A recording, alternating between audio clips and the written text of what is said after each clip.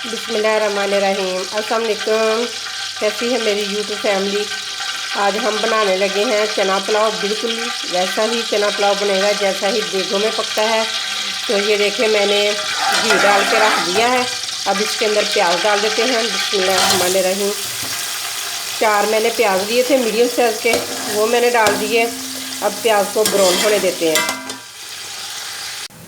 प्याज हल्का हल्का सा ब्राउन होना स्टार्ट हो चुका है। अब इसके अंदर डाल देते हैं कुछ खड़े मसाले। ये देखिए मैंने थोड़े सी ली हैं लौंगे, ये डाल देंगे। इसके अंदर 4 मोटी इलायचियाँ डाल देंगे। दालचीनी के 3 पीस डाल देंगे और साथ ही हम डाल देंगे कड़ी पत्ता। बस यही इसके अंदर खड़े मसाले डालेंगे। अब मज़ीद और प्याज को ब्राउन करते हैं। कुछ तो वैसे लोग चना पुलाव जो पकाते हैं प्याज इतना ब्राउन नहीं करते। मैं थोड़ा थोड़ा सा प्याज ब्राउन करूँगी क्योंकि थोड़े से कलर वाले पकाऊंगी चावल।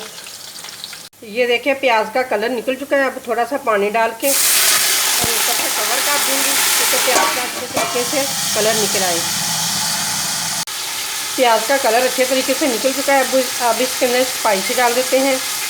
सुरख मिर्च 1 चम्मच, जीरा और धनिया पीसा हुआ 1 चम्मच, नमक 3 चम्मच मैं डालूँगी इसके अंदर।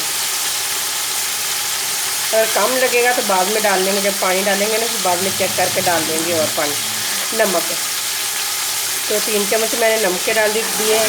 बस यही मैं स्पाइसी डालती हूँ चना पुलाव में, तो बहुत ही मज़ेदार और बिल्कुल जैसे देगी चना पुलाव नहीं होता, बिल्कुल वैसे ही बनते हैं। मसाला अच्छे तरीके से भुन चुका है। अब इसके अंदर हम चने डाल देते हैं जो हमने पहले बॉईल करके रखे थे। बिस्मिल्लाहिर्रहमानिर्रहीम। चने डालकर अच्छे तरीके से मिक्स करेंगे। 1 से 2 मिनट तक इसे भी फ्राई करेंगे।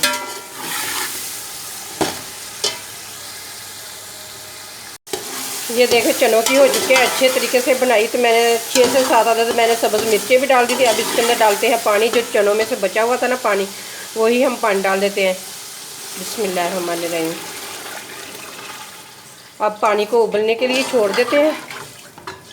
तो फिर जब पानी उबलने लग जाएगा फिर आपसे मिलते हैं।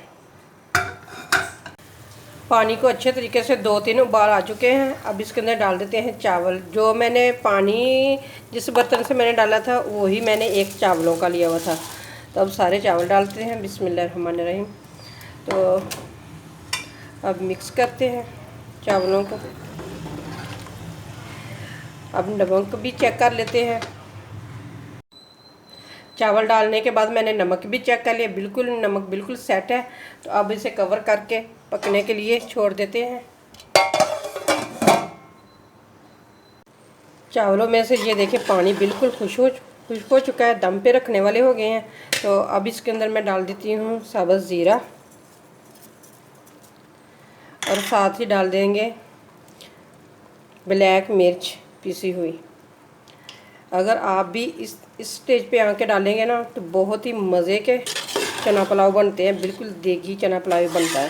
तो इतनी प्यारी जब आप कवर उठाएंगे ना दम होने के बाद, तो इतनी प्यारी खुशबू आएगी ना, आपका पूरा घर ही महक उठेगा। तो चलिए अब इसे दम पे रख देते हैं। तो इधर मैंने तवा भी गर्म होने के लिए रख दिया है। चावलों को ये देखिए मैंने दम पे रख दिया है। तकरीबन 12 से 13 मिनट के लिए मैं दम पे रखूँगी और 12 से 13 मिनट के बाद मिलते हैं। 12 से 13 मिनट हो गए हैं दम पे रखे हुए, तो टाइम पूरा हो चुका है। उसके बाद मैंने आग नीचे से बंद कर दिया। 5 मिनट बाद मैं ढकना उठाने लगी हूँ, क्योंकि इस तरह से उठाएंगे तो आपके बिल्कुल चावल खिले खिले और बहुत ही मज़े के बनेंगे।